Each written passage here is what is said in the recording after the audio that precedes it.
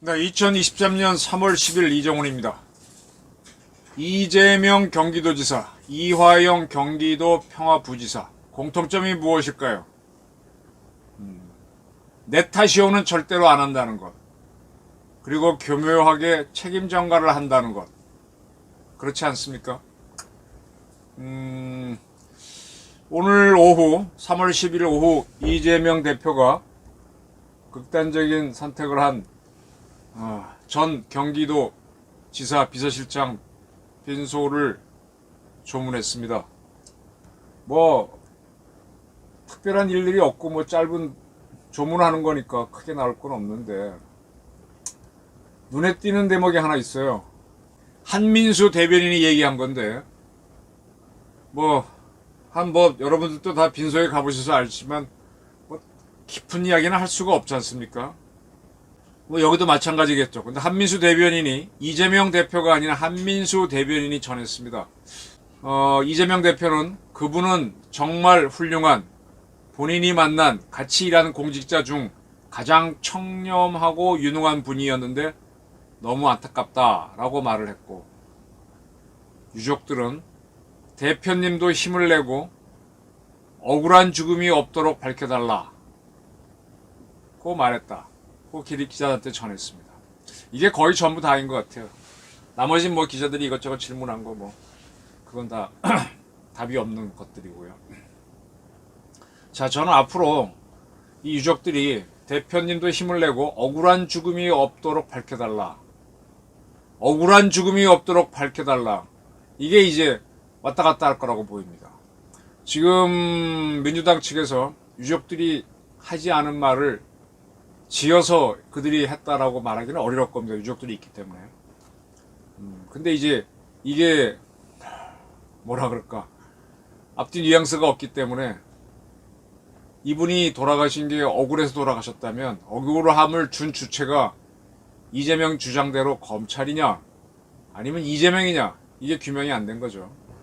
이재명 씨는 여기서 이 조문을 하기 위해서 6시간 정도를 기다렸죠. 3월 9일 밤에 사망이 확인됐고 뉴스가 나온 게 밤 11시 30분 정도쯤이었으니까 빈소를 만드는데 시간이 좀 걸리긴 했었을 겁니다. 어쨌든 변사 사건이니까 뭐 사망 진단서 띄는데 다 시간이 걸렸고 또 수사를 받던 사람이고 하니까 걸렸겠죠.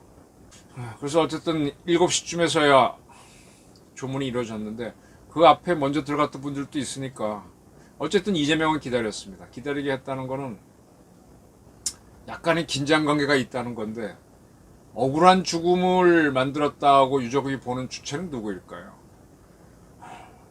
그리고 민주당으로서는 이재명 대표가 간 이상 어떻게 하든 조문을 하려고 애를 썼을 거고, 그 조문이 조금 긴장된 관계였는지 어떤 관계인지 모르지만 이제 앞으로 요 문장을 놓고 많은 해석이 오고 갈 겁니다. 서로 다르게 얘기하지 않을까 싶은데, 그런 예측을 왜 하느냐, 지금 이화영 씨가 쌍방울 대북 성공 관련돼서 재판을 받고 있죠.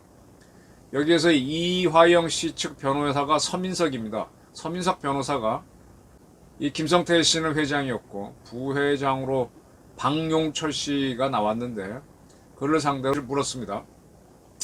자, 북한 조평통행 김성애가 경기도가 스마트폰 설치로 돈을 주기로 했는데 안 줬다며 불만을 표시했다고 당신이 진술했는데,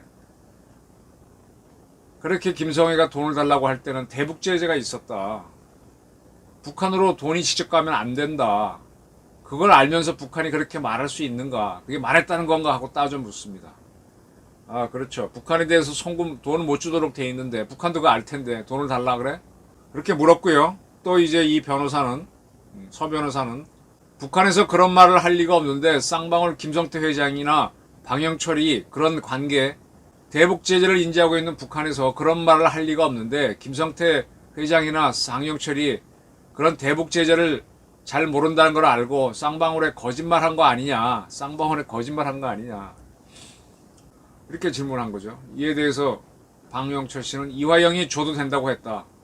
사업권을 땄을 때 어떤 혜택이 있을지 이야기하고 대북 제재도 풀릴 것이라고 말했다. 내가 돈 줘도 되느냐고 몇 번을 확인했다. 이화영과는 20년을 알고 지냈고 쌍방울 사회이사, 고문했고 쌍방울 법인카드를 쓰는 사람이라기 때문에 믿었다. 이화영을 보고 줬다는 거고, 지금 이 질문은 지금 너희들이 속아서 준 거 아니냐, 이렇게 되면 교묘하게 책임 전가를 하는 거죠. 이화영이라는 사람이 없었으면은 쌍방울과 북한이 연결될 수가 없죠. 근데 이제 교묘하게 떠넘기는 질문이 나오는 겁니다. 그리고 이제 서 변호사는 쌍방울 관계자들이 작성한 검찰 조서를 보면 500만 달러가 북한 사업을 시작할 때 당연히 주는 거마비라거나 계약금이라고 말한 사람도 있다며, 스마트팜 대가가 맞느냐, 쌍방울 경제협력의 계약금이 맞느냐. 이렇게 했습니다. 이렇게 되면 이제 여기 대해서 박영철 씨는 계약금 성질도 같이 있다. 그러니까 계약금이라는 건 쌍방울 사업이라는 얘기죠. 이렇게 해서 500만 달러를 계속 쌍방울로 떠넘기는 거고 하는 거죠. 이런 거 이제 그러니까 이화영 씨가 이게 대북 송금 관련해서 되게 걸리게 되면 이건 이재명은 빼박도 못하죠. 그래서 빠져나가기 위해서 이렇게 보이고, 본인도 앞으로 치명타를 입을 겁니다. 북한하고 거래했다는 거. 물론 뭐 박지원처럼 살아서 그렇게 문재인하고 싸우다가 문재인 시절에 국정원장도 하고 지금은 이재명 당에 들어가서 뛰는 사람도 있긴 하지만 쉽지 않을 겁니다. 이렇습니다. 북한하고 통하는 게 이화영 씨의 본업이었잖아요. 평화부지사. 그죠?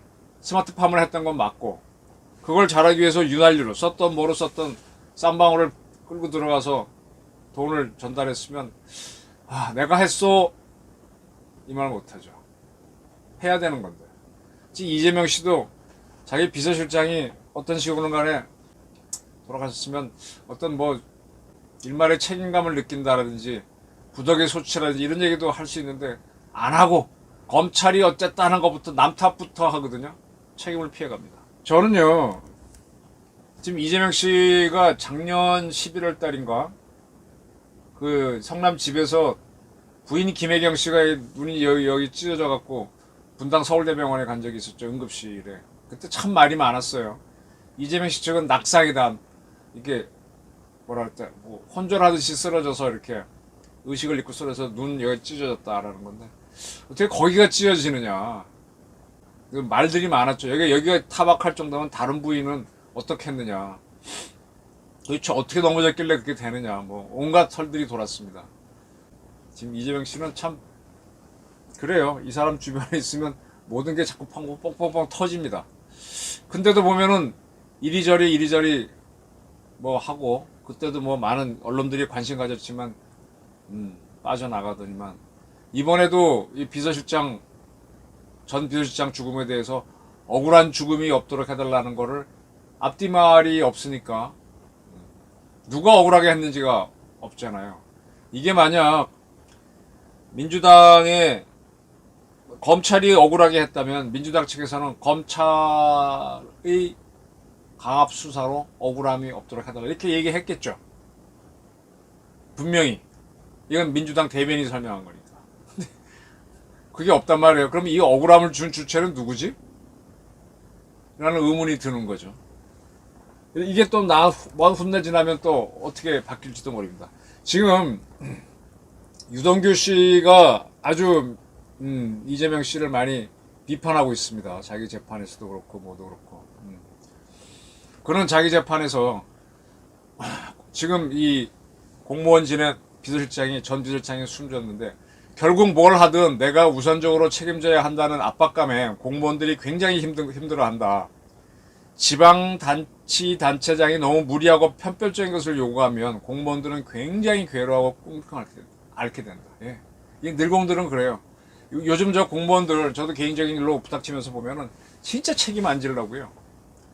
진짜 책임 안 지려고. 요리 빼고 저리 빼고 합니다. 자기 사항인데도 뭐 어쩌고 저쩌고 어쩌고 저쩌고. 내가 경위를 묻은 게 아니라 이게 이렇게 뭐요라고 물으면 일종의 행정을 집행하는 사람이면 답은 빠른 거잖아요. 예스 아니면 노를 중에 하나인데 그걸 이리저리 누구 언제 그 과정 설명해 달라고 해서 그건 나도 알지. 안 합니다. 왜냐? 책임져야 되니까. 근데 이 단체장이 와가지고 뭐 진급은 시켜주겠지만 막 무리한 거 시키면 환장하죠. 했다가 나중에 책임 혼자 지게 되고 수사받게 되면 무슨 망신입니까? 그렇다고 또 막 나가서 할 수도 없고. 유동규 씨는 그래도 공무원 출신이 아니니까 이렇게라도 하지. 정치인들이 너무 행정까지 하게 되면 문제가 있는 것 같아요.